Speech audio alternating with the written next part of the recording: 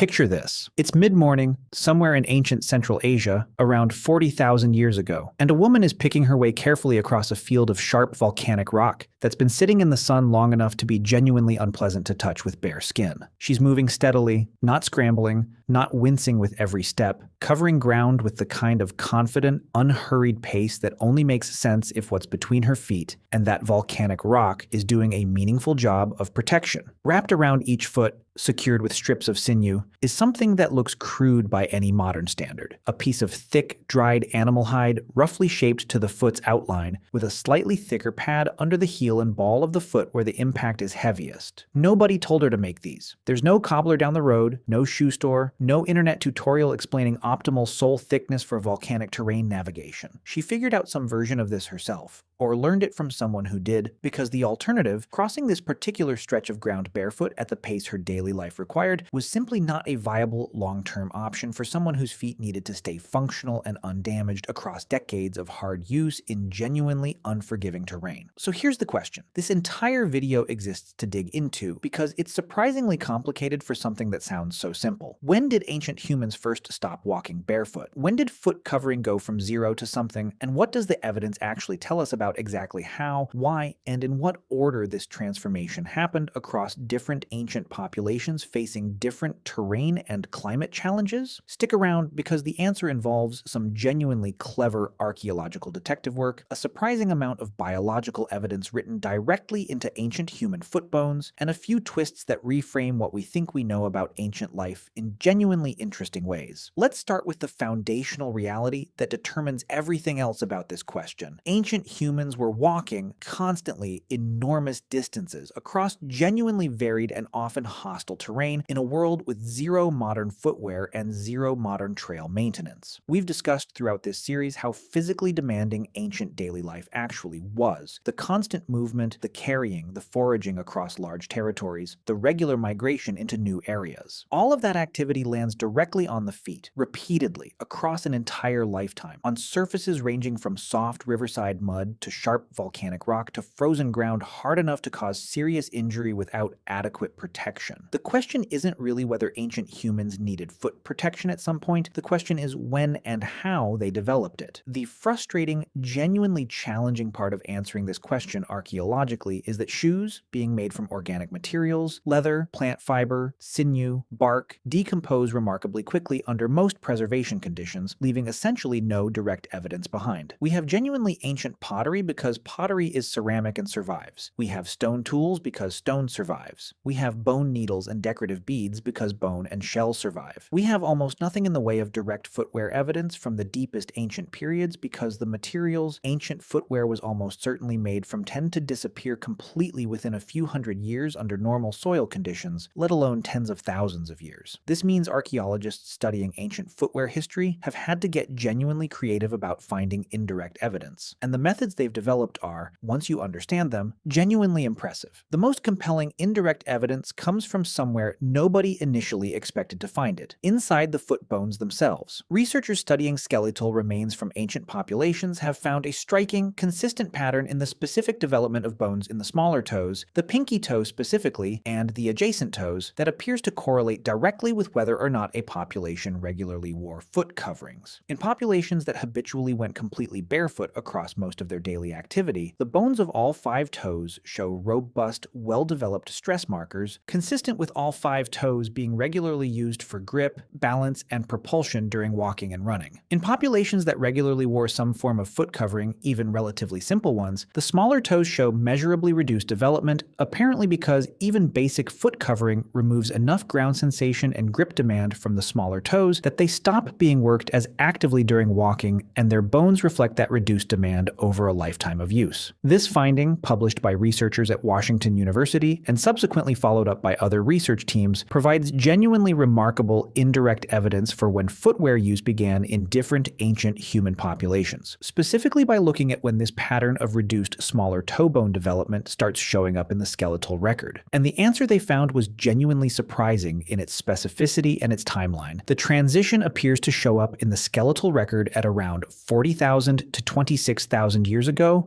for certain populations, suggesting that some form of foot covering, even if simple and crude by any later standard, was already being used regularly enough to produce measurable changes in toe bone development by this period. That's a genuinely ancient origin for an invention that most people, if they thought about it at all, would have assumed appeared considerably later in human history. But 40,000 years is the skeletal evidence, and the actual origin of foot covering almost certainly predates even that, possibly considerably, because it would have taken many generations of consistent footwear use to produce the kind of measurable skeletal adaptation the researchers were detecting. Something that produces a measurable skeletal signature across a population almost certainly reflects a behavior that had already been established long enough to become genuinely routine, meaning the first crude foot coverings were almost certainly appearing considerably earlier than the first skeletal evidence of their regular use can directly confirm. Let's talk about geography and climate here, because the answer to when did ancient humans first stop walking barefoot almost certainly wasn't a single, universal event that happened at one moment across the entire ancient human world simultaneously. Different ancient human populations living in radically different environments and facing radically different terrain and climate challenges almost certainly developed foot covering independently at different times in response to the specific demands of their specific local environment. An ancient human living in warm, tropical East Africa with consistent access to relatively soft terrain covered in grass, soil, and riverside vegetation would have had considerably less urgent motivation to develop foot covering than an ancient human living in subarctic terrain navigating sharp frozen ground, or an ancient human regularly crossing volcanic rock fields in Central Asia, or an ancient human moving across sharp desert gravel in environments where foot injuries from the terrain itself represented a genuine, ongoing practical problem. This means the history of ancient footwear isn't one single story but multiple parallel stories, with different ancient populations independently arriving at similar solutions to the same basic problem through their own specific experiences with specific terrain challenges in their specific environments. It's the same pattern we've documented throughout this series regarding other ancient technologies, fire use developing in multiple places independently, food preparation techniques emerging in parallel across separate populations. Because the underlying problem, how do you protect your feet from terrain that damages them, was universal. While the specific solutions and the specific timing of their development varied considerably depending on local circumstances and available materials. Let's talk about what the earliest foot coverings almost certainly looked like, because this connects directly to the broader story of ancient material use we've covered extensively in this series, particularly in our video about how animals kept ancient humans alive. The most immediately available, most practical material for primitive foot covering was almost certainly animal hide, specifically the thick, tough hide from larger animals that provided genuine protective value against sharp surfaces and cold ground. Raw, untreated hide stiffens and becomes brittle as it dries, which is actually a significant limitation for something that needs to flex with the foot during walking. But hide that's been worked, compressed, and possibly treated with fat or brain matter through techniques we discussed in our animals video stays considerably more flexible and functional as a protective covering. The most primitive functional foot covering is essentially just a piece of hide, roughly shaped to the foot's outline, tied onto the foot with some form of cordage. This sounds almost embarrassingly simple, and it is, but it's genuinely effective at the primary job of preventing sharp objects, cold surfaces, and hot terrain from directly contacting the vulnerable skin of the sole. It requires no complex manufacturing process, no specialized tools, and no materials beyond what any ancient human group that had recently processed an animal would have readily available in the form of leftover hide pieces that might otherwise be discarded. This accessibility is genuinely important for understanding the timeline question we started with, because it means the invention of basic foot covering didn't require any capability. Ancient humans didn't already possess from the very earliest periods of their use of animal materials for clothing. Let's address something genuinely fascinating here regarding barefoot walking and running specifically, because there's a substantial body of modern biomechanics research that has direct implications for how ancient humans experienced walking and running before any foot covering at all. Research studying barefoot walking and running biomechanics has found that human feet, when walking or running completely barefoot on natural surfaces, naturally employ a forefoot or midfoot strike pattern, landing on the ball of the foot or middle of the foot rather than the heel first, which significantly reduces impact shock compared to the heel strike pattern that modern padded shoes with raised heels actually encourage. This means ancient humans walking barefoot across most terrain were likely doing so with a gait pattern meaningfully different from what most modern humans in cushioned shoes use, with the foot and lower leg absorbing impact more actively through muscular engagement rather than relying on artificial cushioning to manage it passively. This has a direct implication for what ancient foot covering needed to actually do versus what modern footwear does. Modern shoes, with their thick, cushioned soles and raised heels, actually enable a heel strike gait that would be painful and damaging barefoot on hard surfaces, but would be equally painful and damaging in thin-soled ancient footwear. Ancient foot covering, designed to be worn by people whose feet were already conditioned to a natural foot strike gait pattern through lifetimes of primarily barefoot movement, didn't need to provide the kind of cushioning and heel elevation that modern shoes provide. It primarily needed to provide protection against sharp objects, thermal extremes, and abrasive surfaces, while remaining thin and flexible enough not to disrupt the natural foot mechanics that barefoot conditioned ancient feet were using. This means ancient footwear development proceeded along a completely different design trajectory than modern shoe development, optimizing for surface protection and thermal management rather than for impact cushioning, producing something that would look extraordinarily minimal by modern standards but was genuinely well-suited to the specific biomechanical reality of feet that had spent most of their lifetime developing through barefoot movement. By the way, if you want to go even deeper into the secret lives of ancient humans, I just launched a full course called The Secret Lives of Ancient Humans. 10 modules, 3+ hours of content covering everything we never talk about on YouTube. What they feared, how they communicated, what hunted them, and much more. Plus an exclusive PDF guide included. Link in the description. See you inside.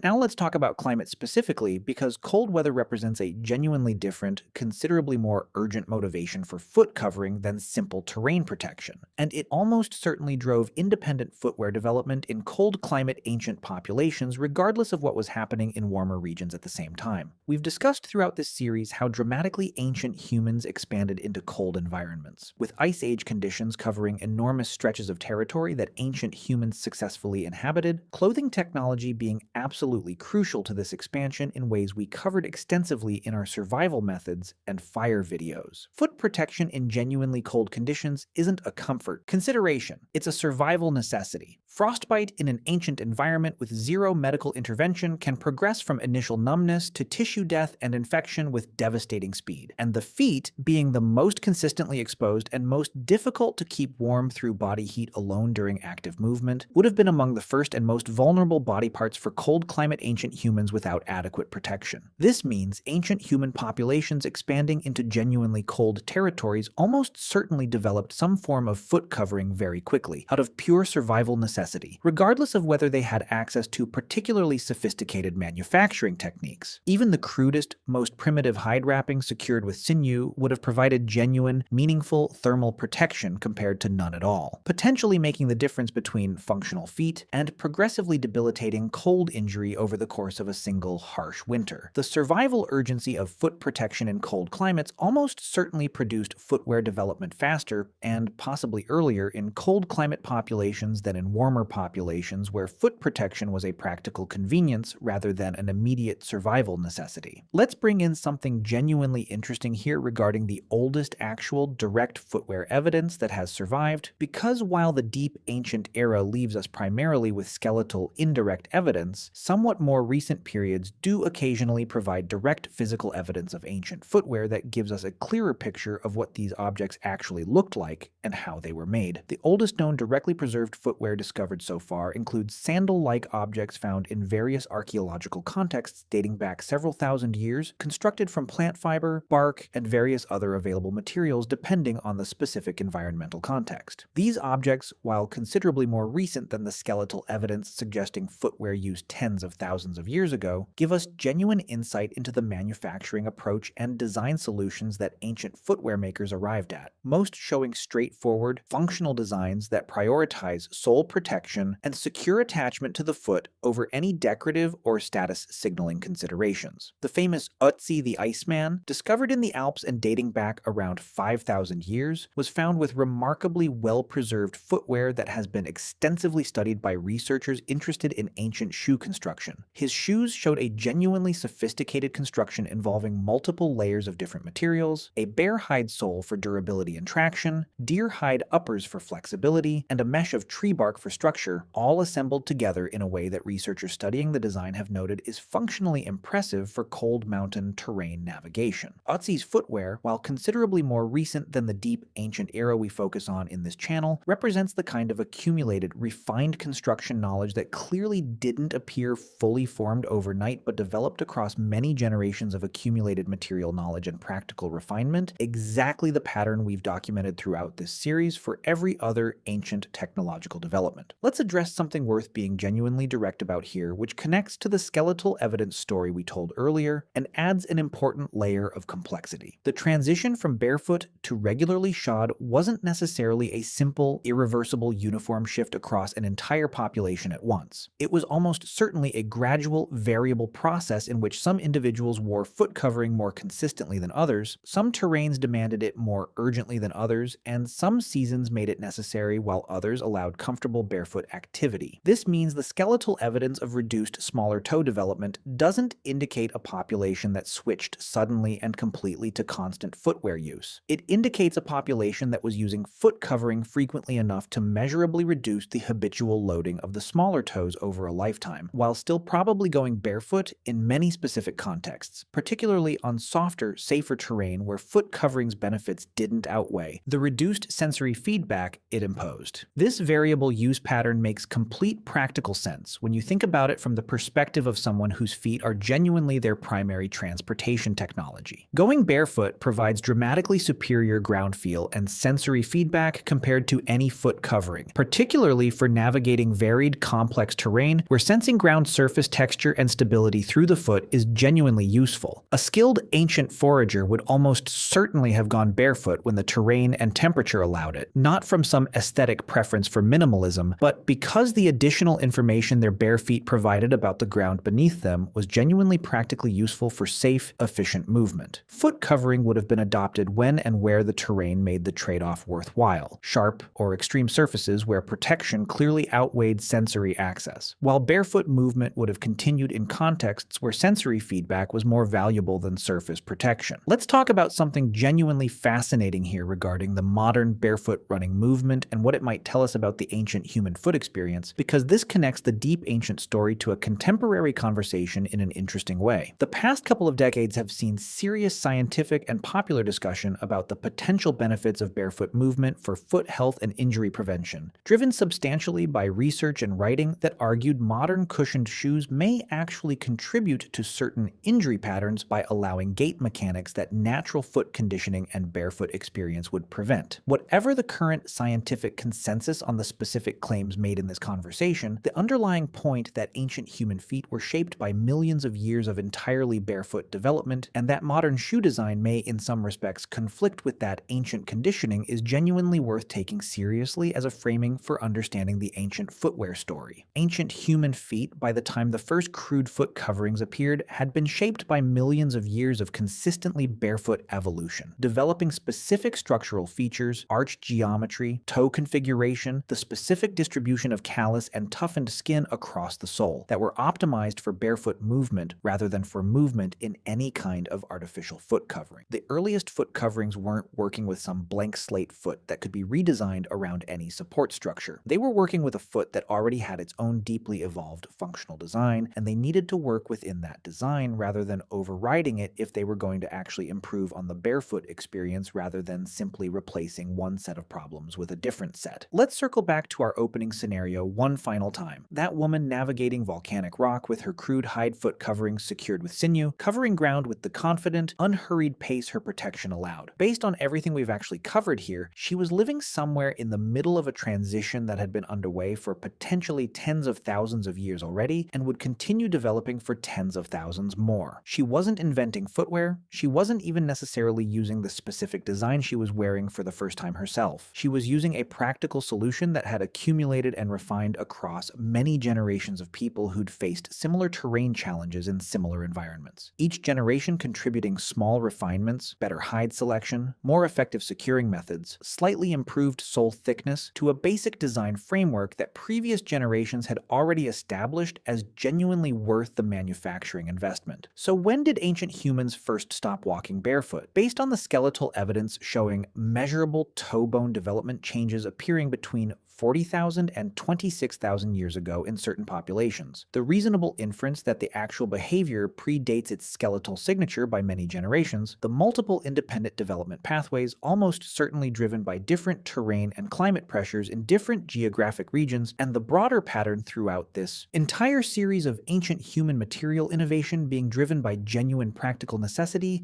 and developed through multi-generational accumulation rather than single-moment invention. The honest answer is that some ancient humans were probably wearing some form of crude foot covering considerably earlier than 40,000 years ago, with the specific timing varying enormously by population and environment, and the transition from never to sometimes in specific conditions to regularly in most conditions being gradual, variable, and driven by exactly the same combination of practical necessity and accumulated material knowledge that drove every other ancient technological development we've covered throughout this entire series. The human foot, shaped by millions of years of barefoot evolution, eventually met terrain, climate, and survival demands demanding enough that covering it became genuinely worthwhile. Ancient hands, equipped with the dexterity and material knowledge we've documented throughout this series, provided exactly the capability needed to do something about that. The result was, by any modern aesthetic standard, extraordinarily crude. By the standard of what actually matters in any given survival situation, whether it works for the immediate practical problem it's designed to address, it was exactly sufficient. And exactly sufficient, ancient human history demonstrates again and again, is frequently all that's actually needed.